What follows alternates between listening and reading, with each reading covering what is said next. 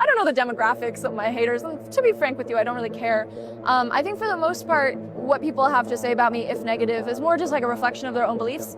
I would say Ellen Gu is the embodiment of both the achievements and the contradictions of the Chinese people over the last century. Firstly, she reflects the Chinese admiration for America.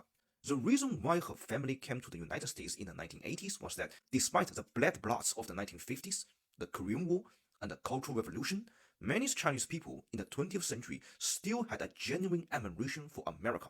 Because objectively speaking, America is the least predatory of the imperialist power that had dealt with China. And the American creed of hard work, individual responsibility, and playing by the rules deeply resonated with the Chinese understanding of modernization. This is extremely important because for much of the 20th century, Chinese intellectuals believed that China's problem was that it was governed by men rather than by law.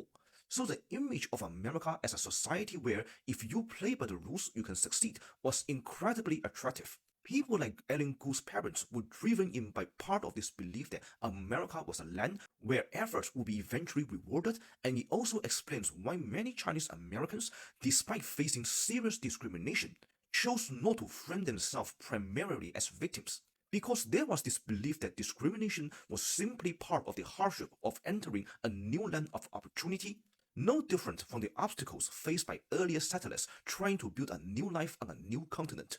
And this is also why many critics say Asian Americans have often seemed detached from the history of colonialism, structural racism, and entrenched inequality in the West.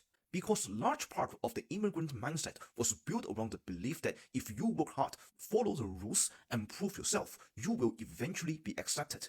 And people who complain are slackers. But that is exactly where the contradiction begins. Because that belief does not really hold when it comes to the Chinese people or even the Chinese Americans. In a society where power still has an ethnic and civilizational core, the reality is that if you play by the rules of the white Anglo-Saxon Americans and eventually outcompete them, that does not necessarily lead to your acceptance. It often leads to the rules themselves being changed.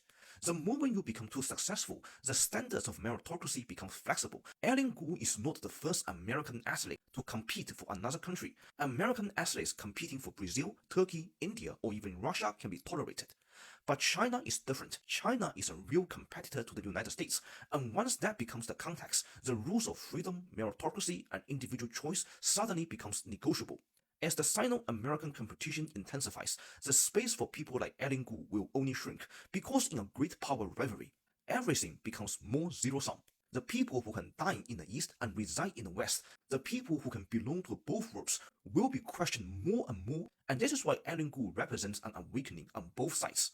In China, she forces a rethinking of the old merit-based admiration for America, and in America, she forces a reckoning with the meaning of freedom, individual choice, and openness, the very values America has claimed to represent for centuries.